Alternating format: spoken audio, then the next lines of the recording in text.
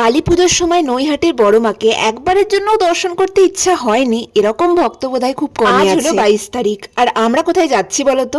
আমরা চললাম এখন নৈহাটির উদ্দেশ্যে। অত্যধিক ভিড়ের কারণে কোনো বছরই কালী পুজোর সময় মায়ের কাছে অব্দি আমরা পৌঁছাতে পারি। এবার হোস্টেল থেকে বাড়ি এসে প্রথমেই মাকে বলেছিলাম এবার কিন্তু নৈহাটি যাব, আর বোধহয় সেই কথাটা বড় মার কাছে অব্দি পৌঁছে গেছে, তাই জন্যই তোমরা যেতে পারছি। তাই নৈহাটি স্টেশনে নেমে এমন ভাবে ব্যারিকেড গুলোকে লাগানো হয়েছে যাতে করে পুরো গঙ্গার ধার বরাবর তোমরা ঘুরে এসে তারপর মায়ের কাছে পৌঁছাতে পারবে। এই তো কিছুই নয়, আগের দুদিন যা ভিড় হয়েছে তার তুলনায় এটাকে আমি কি বা বলবো বলো। আমরা ওখানে পৌঁছেছি 9টার দিকে, কিন্তু এত রোদ ছিল যে তোমরা কেউ কিন্তু ছাতা না নিয়ে যেও না। আমরা হয়তো ভাবি এত মানুষ, আমাদের প্রত্যেকের জীবনে কিছু না কিছু সমস্যা রয়েছে, কারোর হয়তো ছোট আবার কারোর হয়তো অনেক বড়, আর সেই সমস্যার সমাধান সব সময় কিন্তু আমাদের হাতে থাকে না। একটা কথা বলে না যে বিশ্বাসের মাধ্যমে সবকিছু জয় করা পসিবল, তো আমার সেটাই মনে হয় যে আমি যদি মায়ের প্রতি এবং আমার নিজের প্রতি বিশ্বাস রাখতে পারি তাহলে পৃথিবীতে যত অলৌকিক ঘটনা ঘটছে না তার মধ্যে আমি নিজেকেও কনসিডার করতে পারবো, তাই না বলো? এই বিশ্বাসের জোরে পরের বছর না হয় পুজোর দিনই আমরা মায়ের কাছে যাব, দেখা যাক কি হয়।